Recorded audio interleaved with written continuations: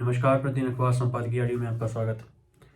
शहरी विकास के लिए व्यापक दृष्टिकोण जरूरी, बिजनेस स्टैंडर्ड। सवालों को घेरे में क्यों, राष्ट्रीय सहारा। न्याय के लिए सजग हिंदुस्तान। अब आर्टिकल विस्तार से। शहरी विकास के लिए व्यापक दृष्टिकोण जरूरी, business standard. Amit Kapoor, Vivek Devaraya. Kapoor institute for competitiveness India के अध्यक्ष और USATMC स्टैनफोर्ड यूनिवर्सिटी में लेक्चरर हैं। देवराय प्रधानमंत्री आर्थिक सलाहकार परिषद के अध्यक्ष हैं। वर्तमान समय में जिस रूप में शहरों का अस्तित्व दिख रहा है, उसे देखते हुए उसे किसी दूसरे स्वरूप या अतीत की उनकी संरचना की कल्पना करना मुश्किल हो जाता है। इस समय अत्याधुनिक या स्मार्ट शहरों का हाल कुछ इस तरह है जैसे कि वे आरंभ से ही ऐसे थे। अगर आप गुरुग्राम जैसे शहर घूमने निकले तो पहली नज़र में ऊंची ऊंची इमारतें और आधुनिक कार्यालय दिखेंगे। सच्चाई तो यह है कि हरियाणा सरकार गुरुग्राम को हरियाणा की साइबर सिटी के रूप में परिभाषित कर गौरवान्वित महसूस करती है। कुछ लोग इस शहर में सड़कों पर मरम्मत की बाट जोह रहे गड्ढों, भीड़ भाड़ वाली दुकानों, ठीक से काम नहीं कर रहे ट्रैफिक सिग्नलों और प्रदूषित निर्माण स्थलों का जिक्र करेंगे। हालांकि यहाँ यह भी समझना जरूरी है कि शहर के वास्तविक या मूल हिस्से का विस्तार हुआ है, जिसे हम गुरुग्राम के नाम से जानते हैं। शहर के अंदरूनी हिस्से पुराने रंग ढंग में दिखते हैं और अवशेष की तरह प्रतीत होते हैं। यह एक कटु तुलना हो सकती है, मगर इससे जो सवाल पैदा होते हैं उन पर निश्चित रूप से ध्यान देने की आवश्यकता है। प्रश्न यह है कि क्या शहरी विकास किसी निश्चित दिशा का पालन करते हैं? शहरीकरण का प्रवाह क्या है? ये दोनों प्रश्न एक दूसरे के इससे इस प्रकार जुड़े हैं कि इसे समझकर हम यह जान पाते हैं कि कोई शहर कैसे अपना प्रसार या विस्तार करता है। शहरीकरण का प्रवाह एक ऐसी प्रक्रिया है जिसमें ग्रामीण से शहरी क्षेत्र की तरफ आबादी के पलायन की ही केवल चर्चा नहीं होती है, बल्कि इसमें शहर के बीच आंतरिक गतिशीलता का भी जिक्र होता है, जिसका संबंध शहरी विकास से होता है। यह ध्यान रखना महत्वपूर्ण है कि कोई एक शहर दूसरे शहर के विकास प्रारूप को परिलक्षित नहीं कर सकता। शहरी विकास का प्रसार या प्रवाह मुख्य रूप से किसी शहर की आंतरिक प्रकृति, इसकी मूल संस्कृति और अधिक तकनीक रूप में भौगोलिक रूप से जुड़ा होता है। उदाहरण के तौर पर पुरानी दिल्ली में राष्ट्रीय राजधानी के इतिहास को बयां करने वाले तथ्य और इमारतें हैं। इस क्षेत्र का विकास हुआ है, तब भी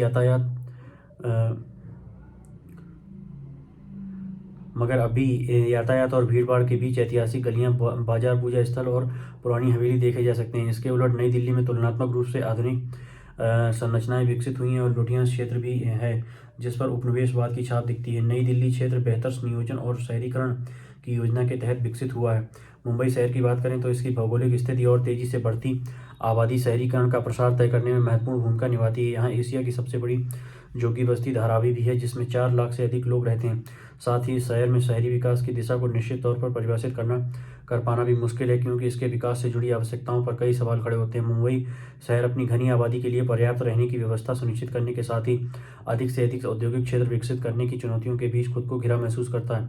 भारत की वित्तीय राजधानी, खराब शहरी नियोजन और दिशाहीन विकास की समस्या से जूझ रही है। इसी तरह हैदराबाद और सिकंदराबाद की बात करें तो इन दोनों शहरों की चर्चा लगभग एक साथ होती है, मगर अंग्रेजों के समय से ही इसका विकास असमान रहा है। सिकंदराबाद जहां अंग्रेजों के समय विकसित हुआ वहीं हैदराबाद निजाम शासन के प्रभाव में रहा था। मगर अब इन दोनों शहरों के बजाय साइबराबाद की अधिक चर्चा होने लगी। आधुनिक संरचना एवं IT कंपनियों की बहुलता के कारण यहाँ काफ़ी लोग रहने लगे हैं। रहन सहन के स्तर और समावेशी विकास के पैमाने पर सिकंदराबाद पिछड़ता प्रतीत होता है। यद्यपि प्रत्येक शहर एक दूसरे से किसी न किसी रूप में भिन्न होता है, मगर सभी आधुनिक व्यवस्था के साथ विकास करना चाहते हैं।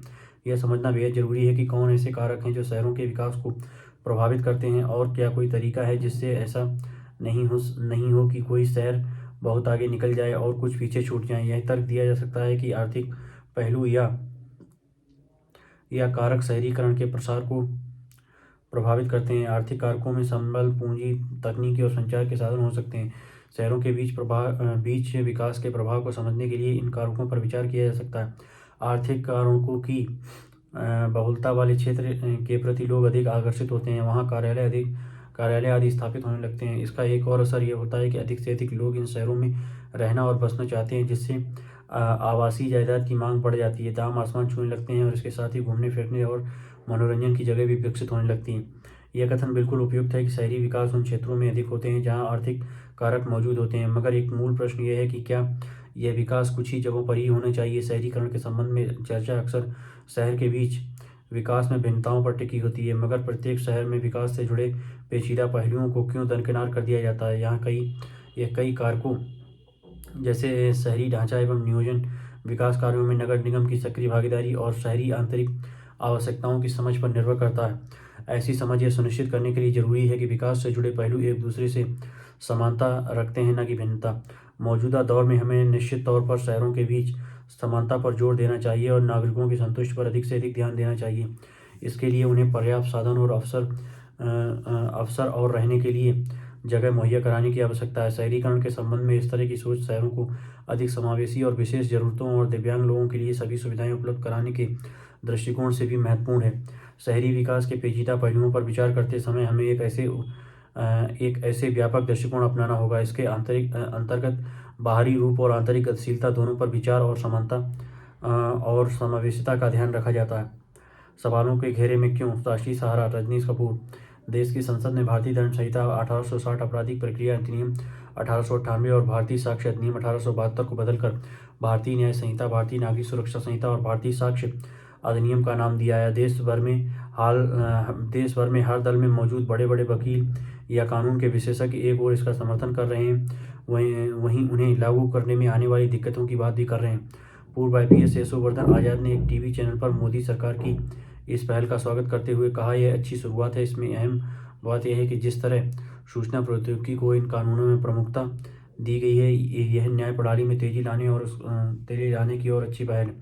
परंतु देश में लंबित पड़े 4.5 करोड़ मुकदमों को पहले तेजी से निपटना होगा, तभी नए कानूनों को लागू किया जा सकेगा। क्योंकि नए कानूनों की धाराओं में भी परिवर्तन किया गया है। जो धारा पहले लागू होती थी नए कानूनों में, वह धारा बदल गई है और इससे संबंधित सजा में भी बदलाव आया है।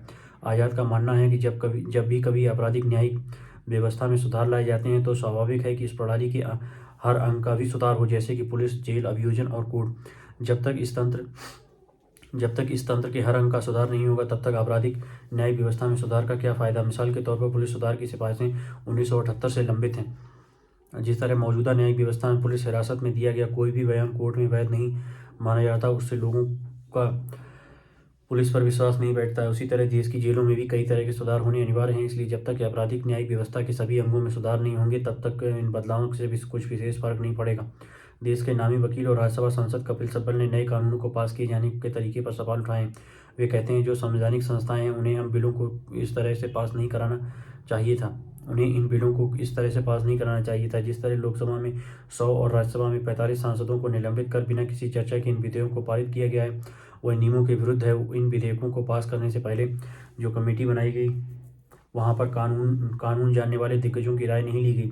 जो बिल इस तरह से जनता के संवैधानिक हकों के खिलाफ पास किए जाते हैं, वे असंवैधानिक कहलाते हैं।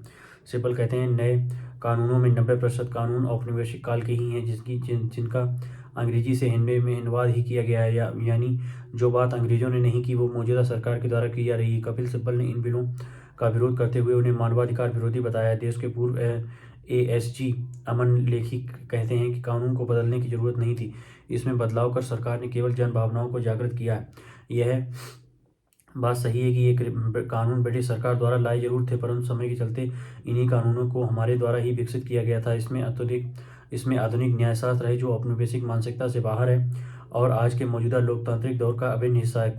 जब भी किसी राजनीतिक बयान की बात होती है तो वहाँ तो कुछ भी कहा जा सकता है, परंतु जब किसी कानून के बारे में बात की जाए तो बहुत सोच समझकर सही ढंग से और कानून के दायरे में रहकर ही की जानी चाहिए। लेखी के अनुसार ये बदलाव आने वाली कई सदियों के लिए किए जाएंगे, इसलिए इनको बदलना ही है, तो इनके हर पहलू पर काफ़ी गंभीरता से विचार किया जाना चाहिए। लेखी कहते हैं जिस तरह इन विधेयकों को पास किया गया है वह अलोकतांत्रिक है। इसमें सत्ता पक्ष और विपक्ष दोनों दोषी हैं, क्योंकि जिस तरह की हरकत विपक्षी नेताओं ने की वह निलंबन के ही हकदार हैं।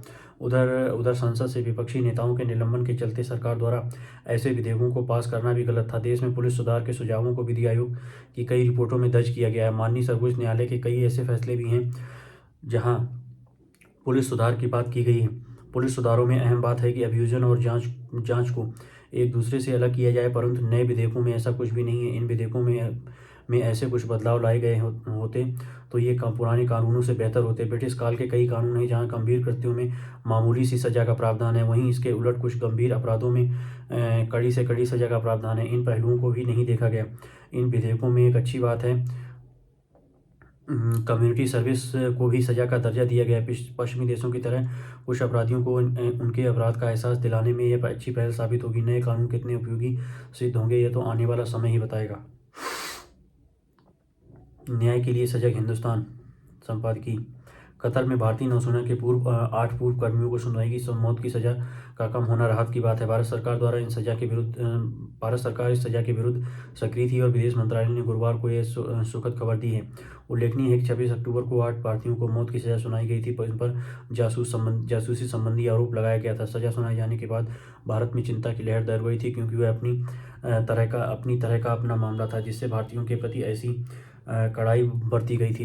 ये पूर्व नौसेना कर्मी कतर की ही एक कंपनी की सेवा में जुटे थे और वहां की सेना के प्रशिक्षण से जुड़े थे। इसके बावजूद इन पर जासूसी का आरोप लगाया गया और आनन फानन में सजा सुनाई गई। कतर ने विस्तार से जानकारी नहीं दी और भारतीय न्याय व्यवस्था को इस तरह पारदर्शिता के साथ फैसला भी नहीं सुनाया गया। ऐसे में भारतीय तंत्र की नाराजगी जायज थी। अक्टूबर में सजा सुनाई गई और नवंबर में ही उस कंपनी के मालिक को छोड़ दिया गया, मगर 8 भारतीयों को कैद में रखा गया और उनकी सजा भी कायम रही। अच्छी बात है कि इन भारतीयों के परिजनों को साथ में रखकर भारतीय विदेश मंत्रालय ने अपनी ओर से हर संभव प्रयास किए। मामला अपील अदालत में पहुंचा, जिसके नतीजे सामने हैं कि सजा कम की जा रही है।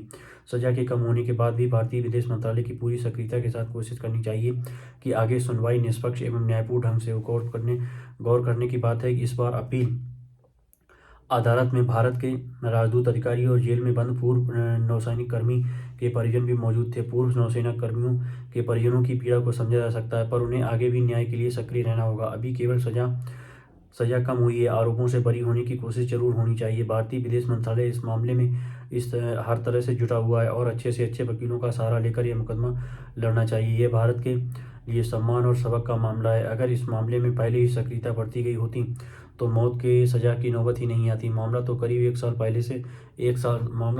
साल से चल रहा था और पूर्व नौसेना कर्मी हिरासत में ही थे। भारत के एक नागरिक का महत्व है और उसमें भी सेना में रह चुके जवानों का मूल्य तो कुछ ज़्यादा ही।